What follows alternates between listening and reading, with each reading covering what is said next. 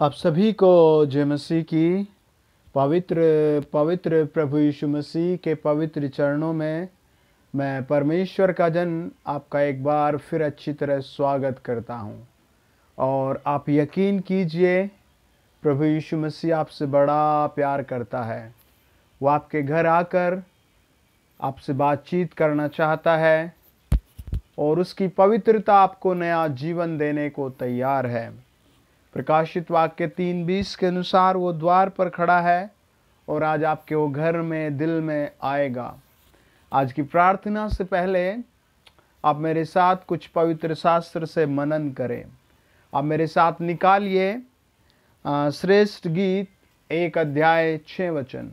यदि आपके पास अभी तक बाइबल नहीं है तो आप अपने फ़ोन के प्ले स्टोर में BIBLE बाइबल लिख दीजिए और आप जो भी भाषा पढ़ते हैं उसके सामने वो भाषा लिख दीजिए। आपको एक बहुत पवित्र, बहुत प्यारी सी, मीठी सी बाइबल मिल जाएगी। आप उसे पढ़ें। वहाँ लिखा है श्रेष्ठ गीत 1 अध्याय और उसके 6 वचन में, मुझे इसलिए न घूर कि मैं सांवली हूँ, क्योंकि मैं धूप से झुलस गई। मेरी माता के पुत्र मुझसे अप्रसन्न थे। उन्होंने मुझको दाग की बारियों की रखवालिन बनाया, परंतु मैंने अपनी निज दाग की बारी की रखवाली नहीं की। परमेश्वर के वचन में एक खास बात लिखी है।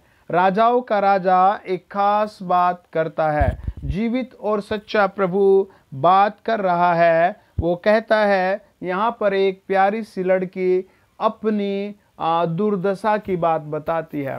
वो कहती है, मुझे इसलिए न घूर कि मैं सांवली हूँ।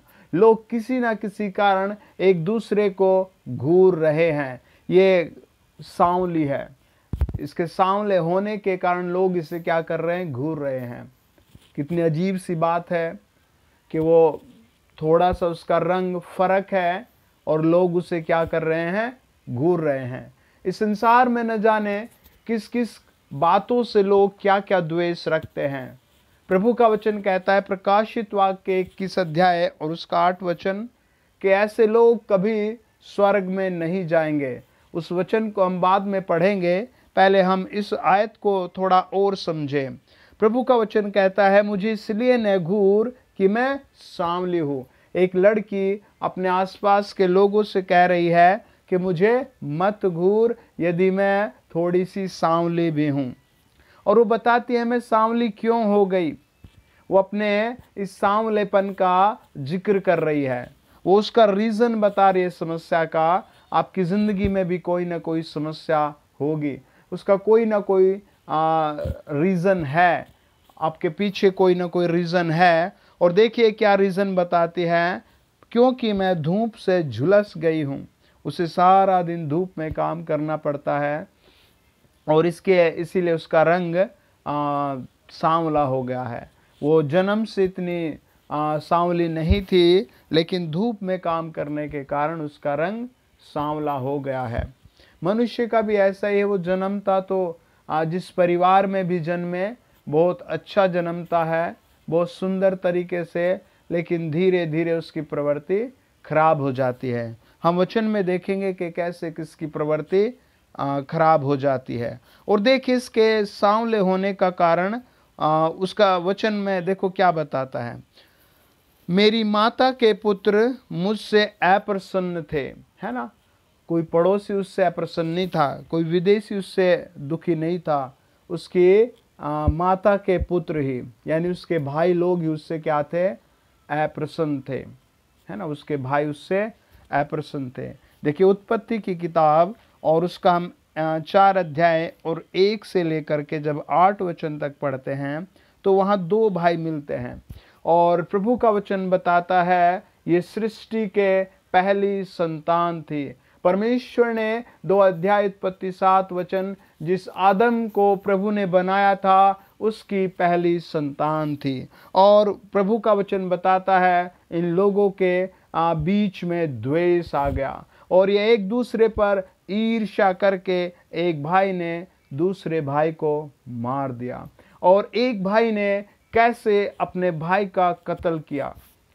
उत्पत्ति बताती है हमें, उत्पत्ति की किताब, जब हम वचन की और गहराई में जाते हैं, 37 अध्याय और उसका 5 वचन।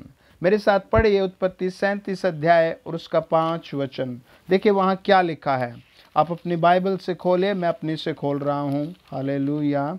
प्रभु का वचन कहता है, यूसुफ ने एक सौपन देखा और अपने भाइयों से उसका वर्णन किया, तब वे उससे और भी द्वेष करने लगे।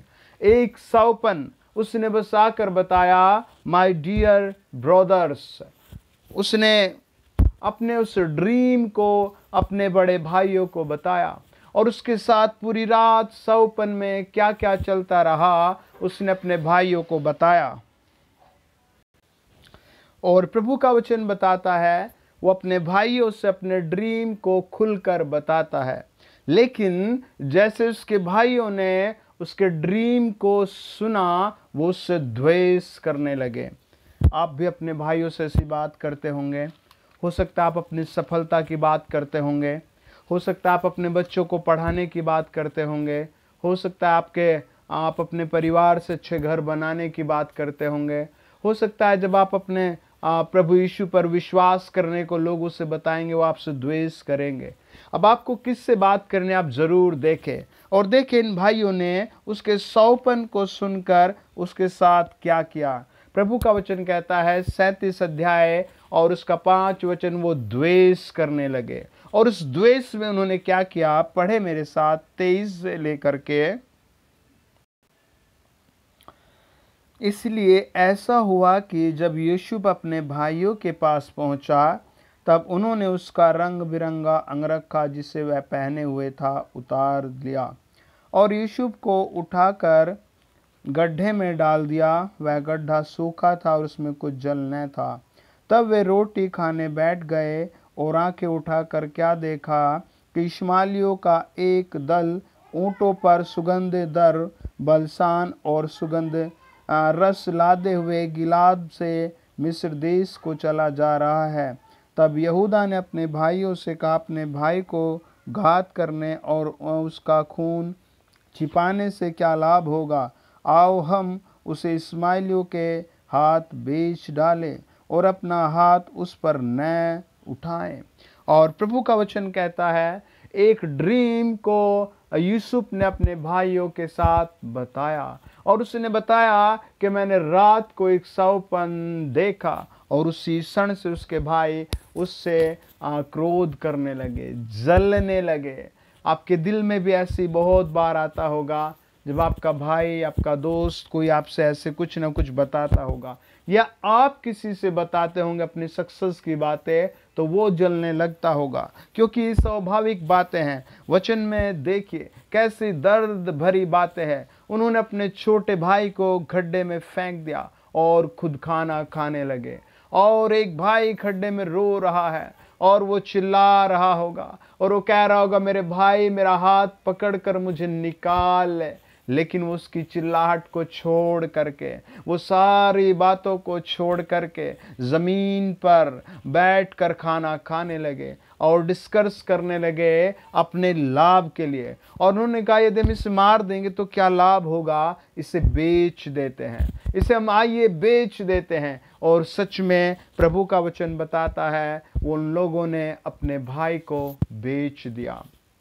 कितने दुख की बात है, कितनी शर्म की बात है।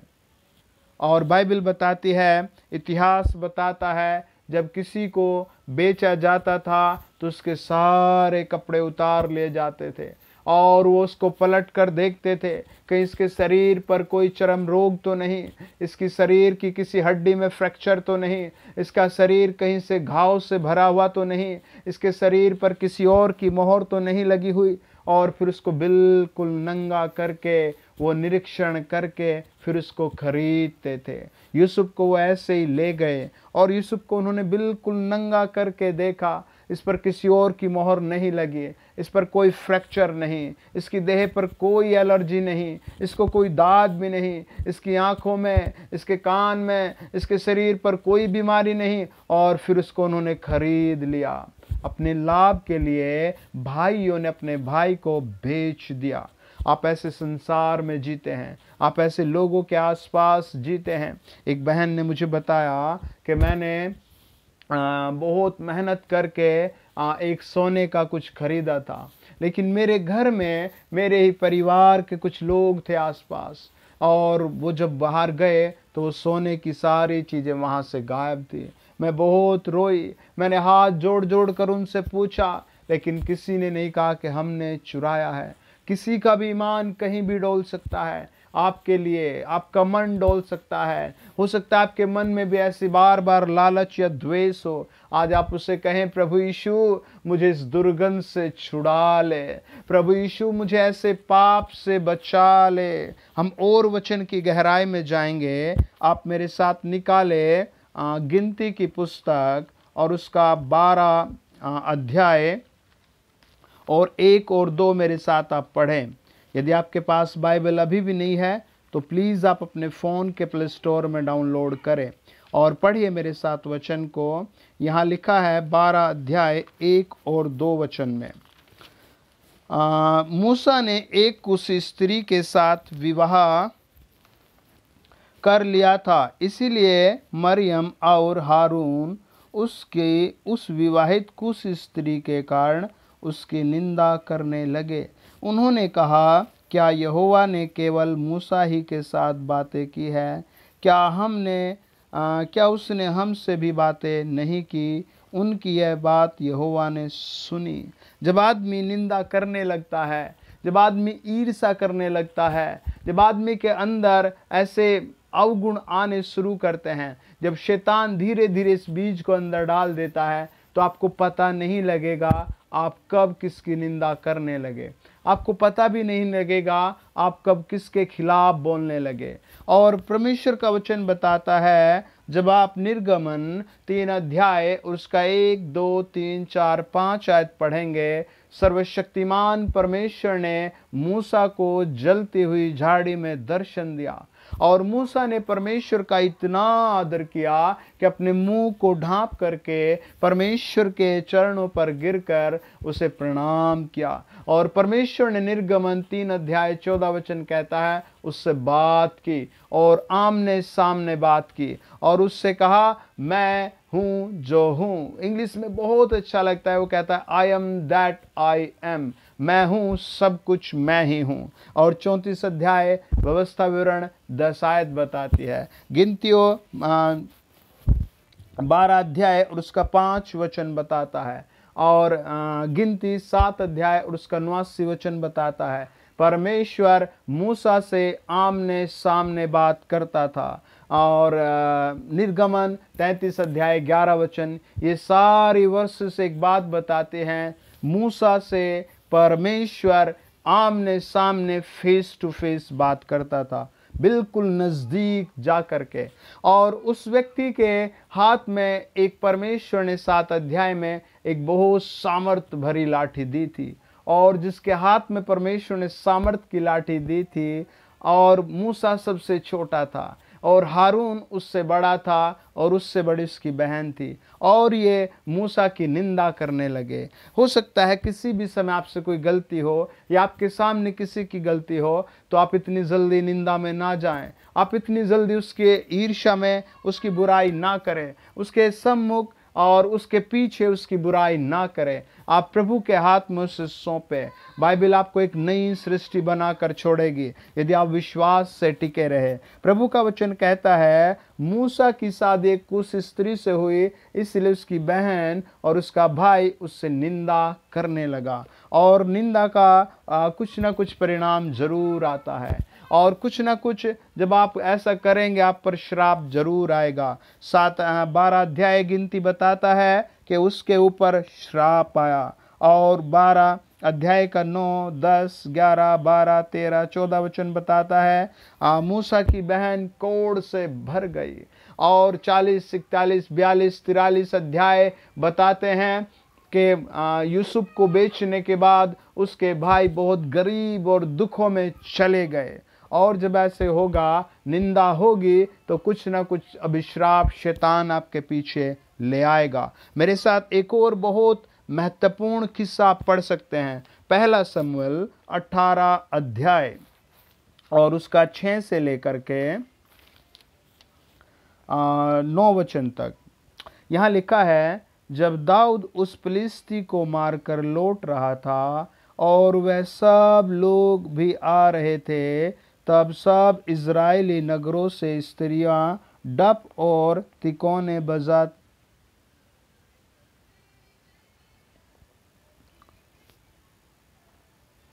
लिए हुए आनंद के साथ गाती और नाचती हुई साउल राजा के स्वागत के लिए मैं निकली। और वे स्त्रियां नाचती हुई एक दूसरे के साथ यह गाती हुई गई, साउल ने तो हजारों को परंतु दाऊद ने लाखों को मारा। तब साउल अति क्रोधित हुआ और यह बात उसको बुरी लगी, और वह कहने लगा, उन्होंने दाऊद के लिए तो लाखों और मेरे लिए हजारों ही ठहराया, इसलिए अब राज्य को छोड़ उसको अब क्या मिलना बाकी है। उस दिन से साउल दाऊद की ताक में लगा रहा। यदि आप वचन को पीछे से पढ़ें, 17 अध्याय में एक ऐसा व्यक्ति गोलियत पूरे राष्ट्र को ललकार रहा था और वो कह रहा था, यदि कोई दमदार है तो मुझसे लड़े, यदि कोई मर्द है तो मुझसे लड़े, यदि कोई योद्धा है तो मुझसे लड़े। और सारा राष्ट्र डरा हुआ था। तब दाऊद खड़ा हुआ, उसने कहा, 17 अध्याय 55 वचन बताता है, उसने कहा, ओ गोलियत, तू तो सींग और भाला लेकर आता है, लेकिन मैं सेनाओं के यहोवा के नाम से आता हूँ। और फिर साउल को डर भरा हुआ था, साउल की सेना में डर भरा हुआ था, साउल के पूरे घराने में डर भरा हुआ था कि कौन गोलियत से लड़ेगा। उस हालात में दाऊद साउल का सर काट कर उस राष्ट्र को जिताता है, लेकिन 2 वर्ड को साउल कभी नहीं सह सका और वो उसके ताक में रहने लगा और उसका द्वेष रख लिया और वो उसके पीछे पड़ गया और उसके राज्य को परमेश्वर ने उसके हाथ से छीन लिया और परमेश्वर ने उसके घर को तबाह कर दिया। और वो साउल हमेशा इस ताक में रहता था कि मैं कब इसको मारूं, और परमेश्वर ने इस बात का लेखा लिया। परमेश्वर बहुत अद्भुत परमेश्वर है। परमेश्वर का वचन बताता है, ऐसी बातें आप कहीं से सीखेंगे नहीं। यदि आप वचन को डीपली पढ़ें, मत्ती 15 अध्याय और 10 से लेकर के 20 वचन, मरकुस 7 अध्याय और उसका 20 से लेकर के 22 वचन, और गलातियों 5 अध्याय 19 से 17, 18, 19 वचन को पढ़े तो ये सारी बुराइयां अंदर से निकलती हैं। ये सारी बुराइयां मनुष्य के अंदर से निकलती है, आपके अंदर से निकलेगी। आप कब किस भाई का निरादर करने लगे, आप कब किस बच्चे की बुराई करने लगे, आप कब किस बेटे की निंदा करने लगे, आपको इस बात को पकड़ना है। आपके मुंह से जब भी ऐसे शब्द निकले, आप यीशु यीशु बोलकर उस आदमी को यीशु के भरोसे छोड़कर काम करते रहें। आमीन। ये प्रभु का वचन बताता है कि जब हम वचन को और बहुत डीपली पढ़ते हैं तो मीका 2 अध्याय 7 वचन, आमोस 2 अध्याय 7 वचन बताता है कि लोग कंगाल के सर की धूल भी लालच के कारण बेच देते हैं, है ना। और फिर यशायाह बताता हमें 13 अध्याय 17 वचन, लालच सब कामों में बुरी वस्तुओं को ले आता है और विनाश को ले आता है ना। और बाइबल बताती है 1 कुरिन्थियों 10 अध्याय 6 वचन कि वो सब चीज़ों में द्वेष भर देता है, हर काम में खटास भर देता है ना। और बाइबल कहती है अय्यूब की पुस्तक 19 अध्याय 19 वचन, और अय्यूब ने रोते हुए परमेश्वर से कहा, मेरे परम मित्र भी मुझसे द्वेष रखते हैं। वो परमेश्वर के सामने गिरकर कहता है, हे प्रभु यीशु, मेरे परम मित्र भी मुझसे द्वेष करते हैं। एक बहन ने बताया कि अब तो मेरे पति भी मुझसे बहुत द्वेष करते हैं। एक भाई ने मुझे बताया कि मेरे ससुर जी और मेरी सास मुझे बहुत प्यार करते थे, लेकिन अब वो मुझे पसंद नहीं करते। बीते दिनों में मैं घर में प्रार्थना कर रहा था वहाँ पर एक बहन ने और एक माँ ने कहा कि अब तो हमारा बेटा भी हमें पसंद नहीं करता, और आपको ये बात आपके अंदर से निकल कर ही मारती रहेगी। अब जब आपके जीवन में ऐसी बातें आएं तो आप यीशु मसीह को याद करें और यीशु मसीह के क्रूस के बलिदान को याद करें। हो सकता है आपको किसी का पानी देने का स्टाइल पसंद ना आए, हो सकता है आपको किसी का बात करने का तरीका पसंद ना आए, हो सकता है आपको किसी का प्रार्थना करने का तरीका पसंद ना आए। आप उस समय पर क्रूस पर उन 7 शब्दों को याद करें जो प्रभु यीशु मसीह ने कहे थे। आप अपने मुंह को बंद करें। हो सकता है आप अपने टीचर की बुराई करने लगे, आप अपने मुंह को बंद करें, क्योंकि आपके अंदर से ही गंदगी निकलती रहेगी।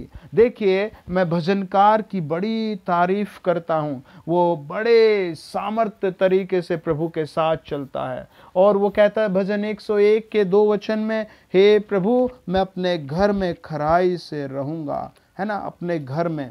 कौन अपने घर में खराई से रहता है? कौन अपने घर में सत्य से रहता है? लेकिन भजनकार कहता है प्रभु मैं अपने घर में खराई से रहूंगा। और वो भजन 19 के 13 वचन में कहता है, हे परमेश्वर मुझे ठिठाई के पाप से बचाए रख। कितनी अच्छी प्रार्थना करता है। भजन 38 के 5 और नीति वचन 24:9 में वो कहता है, हे परमेश्वर मुझे मूर्खता के पाप से बचाए रख। आप भी अपने आप के अंदर यही बात उपजाएं। आप भी अपने अंदर इस बात को संजोएं कि आप भी अपने अंदर भजनकार की बातों को संजोएं। धीरे धीरे सृष्टि भस्म होती जा रही है। आज आप देखिए, बाहर जाकर रो रहे हैं लोग, विलाप है, डर भरा हुआ है, चारों तरफ अंधकार छाया हुआ है, लेकिन मुंह के अंदर फिर भी ईर्ष्या है, दिल के अंदर फिर भी क्रोध और द्वेष भरा हुआ है। पति पत्नी के बीच में, माँ बेटी के बीच में, भाई भाई के बीच में, चरवाहों के बीच में, अध्यापक प्रिंसिपल के बीच में, हर जगह द्वेष द्वेष मार रहा है। यदि आपको कोरोना वायरस ने मारा तो आप 1 बार नहीं और 2 बार मरेंगे। और यदि आप इस द्वेष में मरेंगे और इस कोरोना वायरस में मरेंगे, द्वेष को साथ लेकर मरेंगे, तो आप 2 बार मरेंगे। प्रभु का वचन बताता है, भजनकार कहता है भजन संहिता 59 और उसका 12 वचन कि हे परमेश्वर मेरे मुंह के पाप से मुझे बचा ले। है ना, वो प्रभु के सामने रोता है और कहता है प्रभु मुझे मुंह के पाप से बचा ले। वो प्रभु के सामने अपनी हर बात को रखता था। आपके किसी से कहने की ज़रूरत नहीं, अपने पड़ोसी से कहने की ज़रूरत नहीं, अपने भाई से अपने दोस्त से बात बताने की ज़रूरत नहीं। आपको प्रभु के सामने ही, अपने घर के जीवित परमेश्वर के सामने ही बैठकर अपने हर बात को आप शेयर करें। प्रभु के सामने अपने प्लान को रखें, अपनी सफलता और अपने हार को, अपनी विपत्ति को, अपने दुख को आप अपने प्रभु यीशु मसीह के सामने समर्पित करें। वो आपके घर में आकर आपको सुनेगा। वो आपके सम्मुख बैठकर आपकी प्रार्थना को सुनने को तैयार रहता है। आज जब मैं प्रार्थना कर रहा हूँ, परमेश्वर आपकी ज़रूर सुनेगा। जब आप मेरे साथ प्रार्थना करेंगे, आपको छुटकारा आएगा हर इस अभिश्राप से, हर इस एक ऐसी चीज़ से जो आपके अंदर बैठ गई है। आपकी निंदा करने वाली आत्मा आपसे दूर जाएगी और ये शैतान आपकी ज़िंदगी से दूर नष्ट हो जाएगा। क्या आप तैयार हैं? आप बोले हाँ प्रभु मैं तैयार हूँ। आमीन। आइए प्रार्थना करें। आप मेरे साथ प्रार्थना ज़रूर दोहराएं। आप मेरे साथ ज़रूर सर झुकाकर प्रार्थना करें। प्रभु आपकी प्रार्थना सुनेगा। प्रभु आपकी प्रार्थना सुनेगा।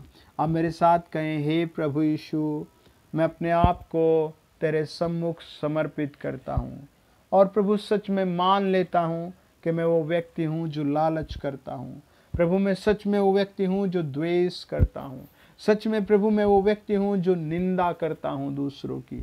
मेरी प्रार्थना है प्रभु मुझे अपने लहू से धोकर पवित्र कीजिए प्रभु, और मेरा नाम अपने राज्य में लिख लीजिए। मैं विश्वास करता हूँ प्रभु आप मेरे लिए मारे गए, गाड़े गए और तीसरे दिन जी उठे। मैं आत्मा में ऐसे देखता हूँ प्रभु आज आपको स्पर्श करेगा, आपका नाम कोई आर से कुछ करके, रानी कुछ ऐसे करके शायद है। मैं ऐसे कई भाइयों को आत्मा में फील करता हूँ, बहनों को, जिनकी शरीर पर बहुत ऐसे कुछ स्क्रैच है और फपोले से पड़े हुए हैं, और आपको ऐसे स्मेल आते हैं जैसे मुर्दों में से आती है, जैसे बहुत सड़ी हुई बदबू आपके अंदर से निकलती है। आप अपने फ़ोन की डिस्प्ले पर हाथ रखकर बस इतना बोलते रहें, प्रभु यीशु मेरी मदद करो, प्रभु यीशु मुझे आशीष दो, प्रभु यीशु मुझे शुद्ध करो, प्रभु यीशु मसीह मुझे शुद्ध करो, प्रभु यीशु मसीह मुझे शुद्ध करो, प्रभु यीशु मसीह मुझे शुद्ध करो। प्रभु का वचन बताता है, इफिसियों 5 अध्याय 26 वचन, पहला पतरस 3:21 और यहेजकेल 26-25, गिनती 5 अध्याय 17 वचन, वो अपने शुद्ध जल से आपको शुद्ध कर देगा।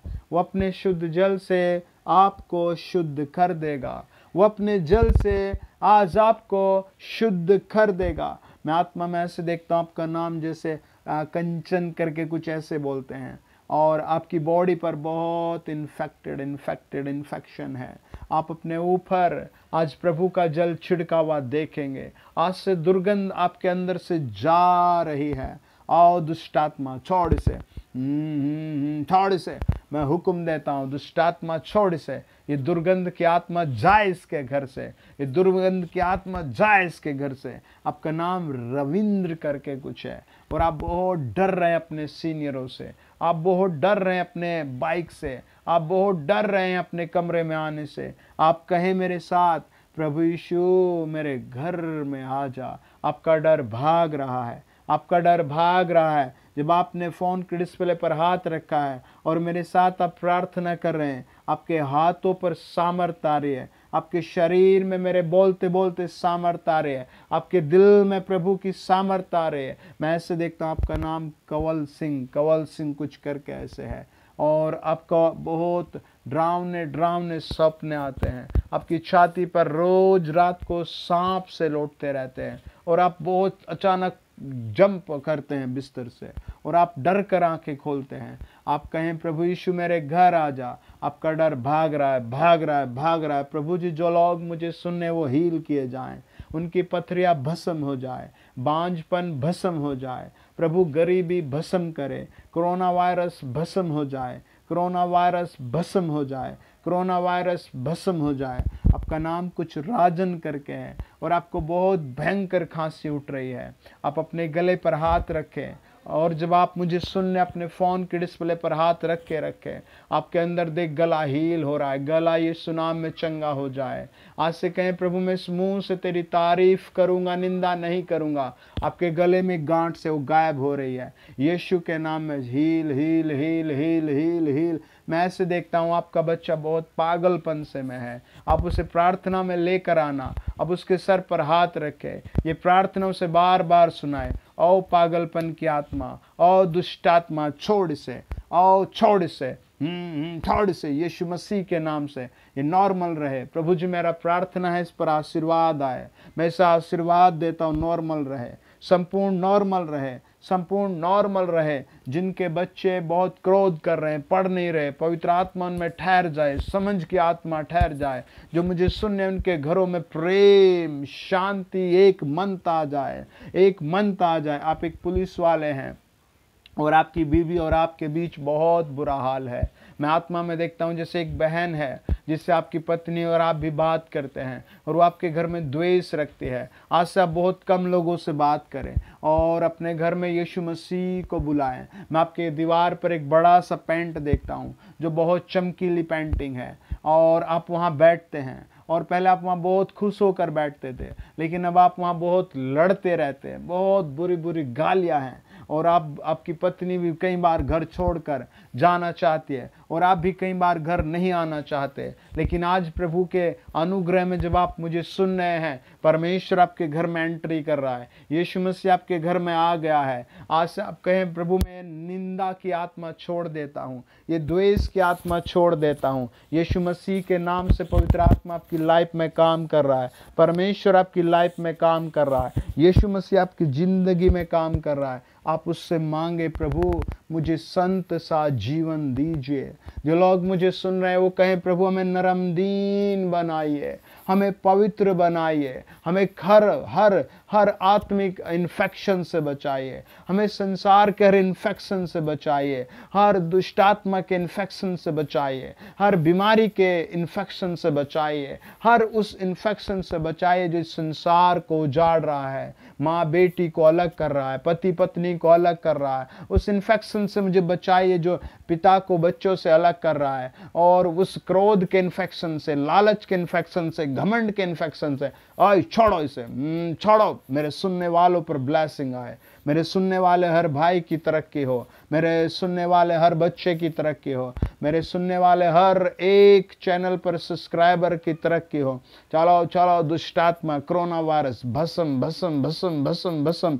इब्रानियों 12:29 के अनुसार, व्यवस्था 4:24 के अनुसार भस्म हो जाए, हील हो जाए, हर एक पर आशीष आए। धन्यवाद पिता परमेश्वर, धन्यवाद पिता परमेश्वर। मैं आत्मा में देखता हूँ आपका नाम जैसे पवन है और आप बहुत ड्रिंक कर रहे हैं। आप प्रभु के हाथ में खुद को सौंपे, आज से आपके ड्रिंक बांध रहा हूँ मैं। आप एक खुशी करके हैं, और आपके फादर पिछले दिनों इस दुनिया से चले गए, लेकिन आपको बहुत बुरी बुरी डरावनी दुष्टात्मा आ रहे। आज मैं उनको बांध रहा हूँ। आप फोन के डिस्प्ले पर हाथ रख कर कहें, प्रभु यीशु तेरा धन्यवाद। देख देख वो जा रहे, चलो छोड़ो इसे। यीशु मसीह के नाम से ब्लेस हो, हर एक सुनने वाला ब्लेस हो, हर एक सुनने वाले पर ब्लेस आए, हर एक सुनने वाले पर आशीर्वाद आए, शांति और सुरक्षा आए। प्रभु यीशु मसीह के स्वर्ग का दर्शन आए, उसके पवित्र सिंहासन का दर्शन आए, और विश्वास आए, और विश्वास आए क्रूस उठाकर चलने का। यीशु मसीह के नाम में हम दुआ करते हैं, धन्यवाद। आप बोले आमीन, प्रभु यीशु नाम में आमीन। कई लोगों की कमर को मैं देखता हूँ प्रभु ने छू कर हील किया है। कई लोगों को इसी क्षण प्रभु ने, हर एक छूने वाले पर बिजली सी दौड़ गई। आप पूरे विश्वास से चेक करें, जांचें, अपनी गवाही को रिकॉर्ड करके भेजें और प्रभु की आराधना करें। आमीन। God bless you. और यदि आप चैनल पर पहली बार आए हैं तो प्लीज़ सब्सक्राइब करें और वीडियो दूसरे भाई बहनों को ज़रूर भेजें। आज बहुत बुरा हाल है, बहुत से घर उजड़ रहे हैं। आपके द्वारा ये काम जिंदगी बचाएगा। बहुत से लोग बेचारे हॉस्पिटल जा तो रहे हैं लेकिन जिंदा घर नहीं आ रहे हैं। अभी मुझे कुछ देर पहले किसी ने बताया था कि मेरे परिवार के कई लोग चले गए लेकिन वो नहीं आए, हमारे लिए दुआ कर दें।